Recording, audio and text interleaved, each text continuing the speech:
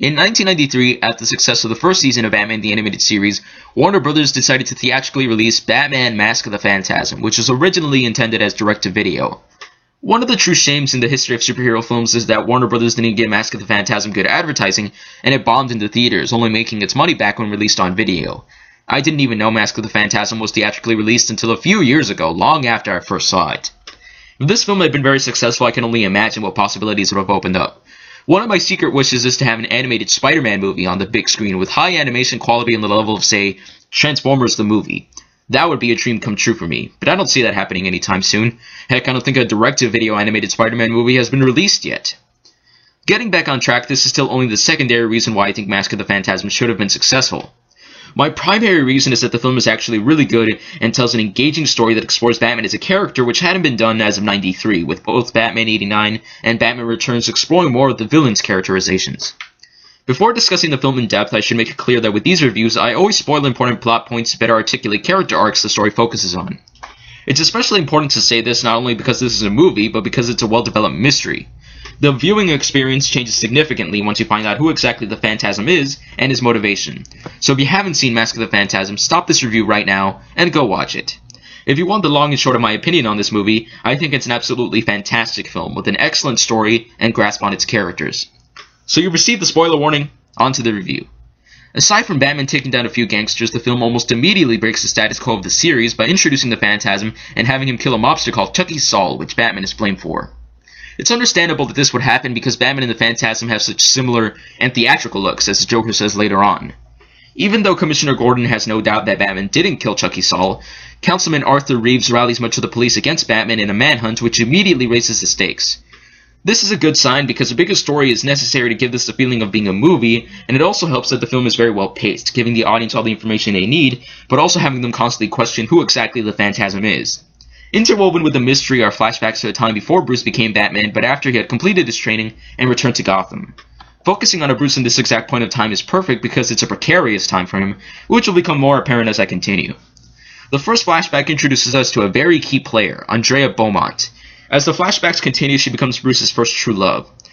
At first you might be wondering, okay cool, Bruce fell in love with this woman. She's not with Bruce now, so it's obvious things didn't work out. Why did these flashbacks matter so much when put up against the events in the present? Well, not only did they give insight into the decisions Bruce makes in the present, but by the end we discover that all the details matter and allow the endgame to make sense. You can tell that a story is competent when there are setups that are paid off by the end that feel natural in the course of watching the film. If the setup feels like setup, then this makes the story predictable, which is counterintuitive when constructing a mystery, and that's what makes Mask of the Phantasm so ambitious. It's even better that the seeds the story drops before reaching the climax are perfectly executed and culminates in a satisfactory reveal for the audience that, importantly, makes sense. Stepping outside the grand scheme of the movie for a moment, it's important to articulate how different both Bruce and Andrea are in the past, but that their characterizations are very consistent based on what happens to them. Bruce is still brooding and very skilled, but somewhat naive as to the vigilante game, which of course he would be. The scene where he first goes out in the ski mask is very telling of this, and even though this came after, it's very similar to his first outing in Batman Begins. There's a small but integral moment where I truly got the sense that this guy is definitely not Batman yet, and that's when Bruce saves a guard and tells him "excuse me" with a smile before running off to stop the thugs. This is part of the reason that the criminals don't fear him yet, which Bruce consciously strives to accomplish to make his job manageable since he has no real superpowers. So, at first, Bruce seems to be going head-on towards the inevitable path of becoming Batman, but his romance with Andrea screeches things to a halt. The romance is completely at the center of the story, so if the audience doesn't buy it, the movie falls completely flat. Luckily, there's real chemistry between these two characters. Andrea's truly on Bruce's level. She's smart, charming, and even has combat training of her own. One of my favorite exchanges in the movie is when Andrea tells Bruce after flipping him over that she went to Miss Hopi's self-defense class for girls, and he chuckles. Andrea says, "Oh," he laughs. I love the line delivery on that one. The audience gets the sense that Andrea's a truly special person because she's able to make Bruce happy despite the vow he makes. Then you might wonder why he doesn't try to fulfill his vow and be with Andrea. Once again, we get another example of how the story knows what it's doing with this relationship, and answers that very question in a scene where Bruce tries to stop some random thugs from robbing a man as Andrea looks on. Her presence distracts him and the thugs are able to get the drop on Bruce and escape. Bruce thinks towards the future and finally concludes that he must choose her or his vow. The future is such an important theme in this movie and is fundamentally tied to both Bruce and Andrea's motivations in the present. Before I expand on that, I want to settle my thoughts on Bruce's journey in this movie. At a true crossroads, Bruce visits his parents' grave for the most emotional and character-driven scene in the movie. Bruce begs them to let him out of the promise he made so he can be with Andrea. The scene very poignantly comments on the nature of the vow Bruce made when he was just a boy, and whether or not he should have dedicated his life to a tragedy. Bruce says, "I didn't count on being happy." This line feels so real and shows us that Bruce has emotions and feelings just like we do, despite being driven by a dark past. When Andrea shows up, Bruce decides to embrace her and have a happy future, which most of us want, even Bruce, despite never having truly considered it before. The way the story is constructed, this is essential to the formation of Batman, to be so close to happiness and ultimately lose what gave his life meaning beyond vengeance when Andrea abruptly leaves after she accepts his proposal. This event is foreshadowed after she accepts when hundreds of bats fly around them and ultimately gives Bruce the inspiration for a dramatic appearance that will scare criminals. Before Bruce visits his parents' grave, he's in a study, very similar to the original Batman origin, frustrating over whether or not he should be with Andrea. We can see a single bat flying past the window, which Bruce doesn't see, as if a small sign trying to pull him towards becoming Batman. It's almost as if fate sees that Bruce still hasn't gotten the message and has to fulfill his promise when the hundreds of bats fly out of the underground cave. Even though fate seems to creep up in this profound way, the characters still behave like real people and make decisions of their own free will, such as when Bruce decides to propose. Ultimately, Destiny's role in this story is intentionally vague and open to interpretation, which is great, and allows the audience to form their own opinions about these characters. Andrea Beaumont is an absolutely fascinating character, which is especially impressive considering that she was created for this movie and has no prior source material. Also impressive is that while she is tied to a romance subplot, which is never the thing I'm most interested in looking at Batman stories, I was still engaged by the character because the romance doesn't define her, and by the end she figures directly into the A-plot of the story. She, of course, is revealed to be the Phantasm, and there are clues to back up this reveal, but only by the end before the climactic battle does the audience get the scene that explains her motives for becoming this dark figure. Her father is as important to her becoming the Phantasm as Bruce is. When Bruce meets her father is an important scene because we get to see why Andrea loves him. He's a genuinely decent person who talks to Bruce about the importance of family, which is tragic considering that Andrea completely loses hers. Andrea's mother is dead by the time Bruce meets her. In the same scene Andrea's father talks with Bruce, we're also shown that he's made some bad decisions that have gotten caught up in the city's corruption and working with the mob. A bit after halfway in the movie we get a flashback that explains why Andrea left Bruce. Her father is forced to leave the country with Andrea because he now owes the mob money he can't pay back as quickly as they demand. Despite panicking about this deep situation he has put both himself and his daughter in, Andrea's father does apologize for breaking her life apart and swears to her that they will be rid of the mobsters no matter what it takes. In the present, with the Phantasm killing the gang of mobsters that Andrea's father dealt with, Andrea tells Bruce that her dad is in the costume, which is very clever because the audience has no reason to doubt her until the final flashback that reveals that despite running away, the mob found and killed her father. What makes it worse is that Batman figures out that the member of the mob that murdered Beaumont later became the Joker. This here makes Joker integral to the plot, so he needs to be in this movie rather than the writers trying to shoehorn him into the film because he's Batman's nemesis. The Joker's entrance is great, and each of his scenes has a magnificent energy that makes him even scarier than the series, especially the scene he has with Arthur. More on that later. Going back to the concept of the future in regards to Bruce and Andrea, I love the Joker's hideout this time around. In the past, before Bruce meets Andrea's father, they go to a future-themed amusement park, which fits in an Art Deco world. In the flashback, this park looks bright, cheerful, and optimistic, representing the happiness Bruce and Andrea shared together. In the present, Joker is using it as his hideout, now broken down and decrepit, representing how their happiness has decayed into deep sadness. Even better is that the Joker is partly responsible for their pain now, which is why it makes so much sense to put him in the future theme park, and why the fight with the Joker at the end is so personal for Batman. A Joker scene that is especially effective after the Phantasm reveal is when Batman goes to Andrea's house and takes a phone call meant for her from the Joker. Things like this constantly keep the audience off balance because we're wondering why he'd call her and especially why he'd say the line, "There's no use jumping out of the window this time, toots." The final piece to the overall story is Arthur Reeves. Not only does he sick the police on Batman, which is paid off wonderfully in an intense scene where he's trying to escape from them while bleeding and injured, but Arthur is partially responsible for Beaumont's death too. The first time watching this movie, he doesn't seem all that significant to the plot, just a jerk that makes Batman's life harder. Sure, anyone paying attention will acknowledge the scene where Batman interrogates Arthur and he reveals that he's the one who sold out Beaumont to the mob, which allows them to murder him, but the first time around I almost completely forgot about the scene once the climax starts and we see the final battle with Andrea, Batman, and Joker. Once it's revealed that Arthur betrayed Beaumont, a prior scene where Arthur has a quick conversation with the head mobster Sal Balestra now makes sense, and it's just wonderful how cohesive the story is.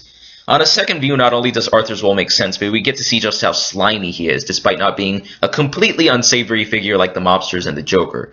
Speaking of the Joker, I have to say again just how much fun he is. Not only does he have a logical place in the climax, but importantly, he's actively part of the events in the present, especially when he sets a trap for the Phantasm using Balestra, and when he confronts Arthur as a possible candidate for being the Phantasm. This scene is probably Joker's most memorable in the movie because he's very gleeful and intimidating. How strikes of lightning affect the lighting in the scene is particularly effective when Joker laughs maniacally. Even though Joker is not the most conscious of his own safety type of character in Batman's world, it still makes sense that he would want to actively protect himself from the Phantasm to keep going up against Batman. The line that best illustrates this is when he says that the Phantasm is, quote, nowhere near as cute as Batboy. In terms of story, all that's really left to talk about is the climax and resolution, but I'll use this opportunity to list my very few complaints before getting to that. As great as the scene is where Batman confronts the police, the subplot isn't given a real resolution by the end of the movie, which is a shame because of how much it's built up. In the final triumphant scene, the audience has no reason to believe that Batman has cleared his name to the police since he doesn't arrest Andrea, and can't present any real evidence that will make the police suspicious to his secret identity. Yet in the final scene, the bat signal is lit up like it's business as usual. My second and final issue with the movie is how ambiguous Andrea's abilities are made. Constantly within Batman the Animated Series and most Batman media, he's able to disappear without anyone noticing because he's such a well-trained ninja. Thus, it's very difficult to buy that someone can disappear better than Batman. Plus, several times both with the mask on and off, it seems that the Phantasm is able to teleport, like when a pickaxe goes right through her, and at the end where Andrea's inside Joker's lair and she appears in a puff of smoke where the fans are. So it begs the question as to whether or not she has teleportation technology or actual superpowers. This kind of thing is usually explained in the series, so it's a little jarring how ambiguous it is here. Neither of these flaws is a deal breaker or anything like that, but they are noticeable when so many of the plot threads are tied together so expertly in the rest of the movie. Getting that out of the way, we have a truly spectacular climax that has an almost overwhelming feeling of inevitability because of how long Andrea has been waiting to get her revenge, and because Batman has to face a very similar but different person he had a deep connection with once. The movie subverts the audience expectations by having the final battle be the traditional Batman versus Joker, when the main antagonist is really the Phantasm. But with the character arcs that both Andrea and Bruce have gone through, an actual fistfight between them wouldn't make much sense, not only because they were in love, but also because they have a similar drive that compels them to put on the costume and do what they do. Vengeance. The idea is played up that the reason Batman and the Phantasm have such similar appearances is because Andrea was inspired by the vow Bruce made and blames him for her choice to become this dark angel of death for the mob. When Andrea says that Bruce should know more than anyone about vengeance, he's shocked, as we just realize his role in her tragic destiny. To stay on this train of thought, I'm going to briefly skip to the scene after the final battle. Bruce now blames himself for not being able to keep Andrea from the Abyss, and Alfred has such a touching scene where he tells Bruce that there was nothing he could have done, because in the end she made the choice to fall into the Abyss for herself. When Alfred says that Bruce walks a thin line but never crosses it, it reinforces the classic Batman idea that he's driven by dark impulses like anger and vengeance, but never goes too far and uses those emotions to support more optimistic ideals like justice. Because Joker is another essential component to Andrea's transformation and gave Bruce the conviction to take up the hard life of Batman, the final fight is much more personal, especially judging from when Batman repeats Carl Beaumont's line, "Whatever it takes." There is one complaint I have with the climax, which is that Andrea disappears with the Joker but obviously doesn't kill him since Joker is still around in the series when she absolutely would. You could argue that Mask of the Phantasm is not with the canon of the series, but we see the Phantasm briefly in the episode Epilogue of Justice League Unlimited. Ultimately, this isn't too important because what matters is the completion of Batman and the Phantasm's character arcs, which are beautifully handled. I could continue discussing other points like the lack of Commissioner Gordon, or that Andrea leaves her necklace for Bruce to find in the Batcave, but I'll leave it at that and finally talk about the animation. Because this is a feature-length movie and was released in theaters no less, this piece had to look really good, and no surprise, it did. The animation studios that worked on the most beautiful episodes of the series worked on Mask of the Phantasm, including Spectrum, which animated Heart of Ice, and Dong Yang, which animated See No Evil. The consistency of the characters is incredibly impressive. The staging of the action sequences is so dynamic and even more brutal than in the series. I mean, look at that. Batman kicked Joker's tooth clean off. Like the best animated episodes of the series, there's a great contrast between the blue and the black on Batman's costume that really pops. With how beautiful the cell animation looks, I'd love to see a Blu-ray release for Mask of the Phantasm that actually has special features. I'd love to hear a Bruce Timm commentary for this movie. There is such a natural fluidity to how everything moves that makes me crave for more cell animation of this quality, and makes it worthy of the big screen. Do yourself a favor and appreciate just how beautiful this film is on as big a screen as you can find. Batman the Animated Series already had an amazing orchestral score for each episode, but just like with how the animation is handled, Shirley Walker turned the music up a notch, making a truly epic score that sounds grander, especially with the haunting chants that are integrated with the main Batman theme. The music at the beginning of this video should give you a sense of the flourishes that were added. Plenty of new musical themes were added as well, like the romantic one that plays when Bruce and Andrea are together. and the Phantasm theme, which was used for superb atmosphere when the Phantasm kills one of the mobsters in a graveyard.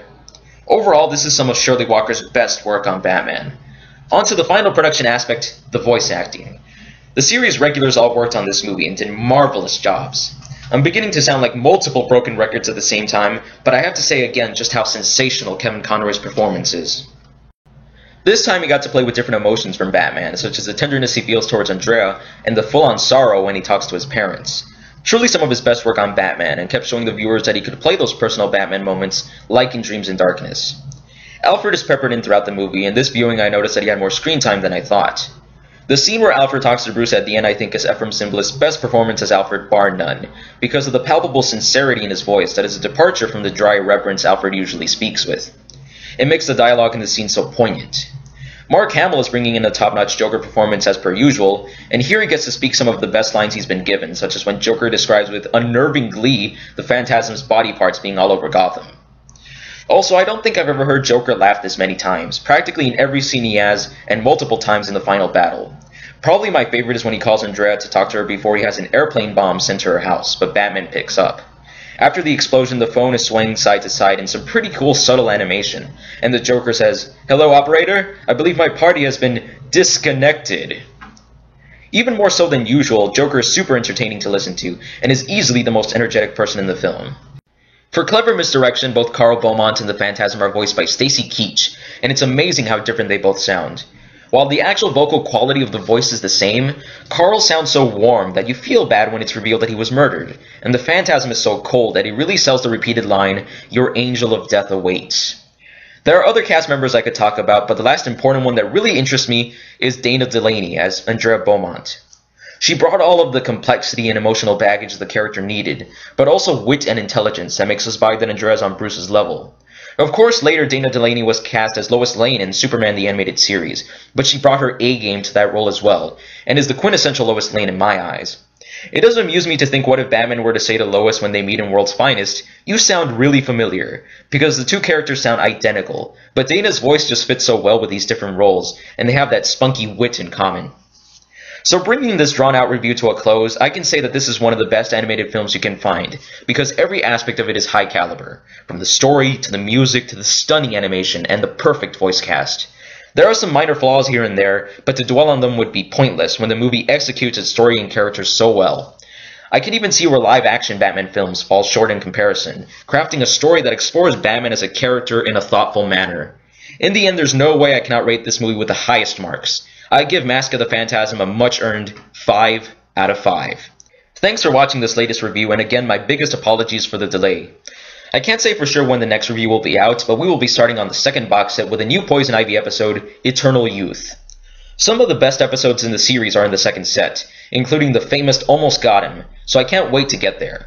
Before parting ways, I want to take this chance to once again thank my subscribers for supporting this channel, especially after this sudden hiatus, and helping the channel reach another landmark of over 700 subscribers. You guys are great, and you have my deepest appreciation.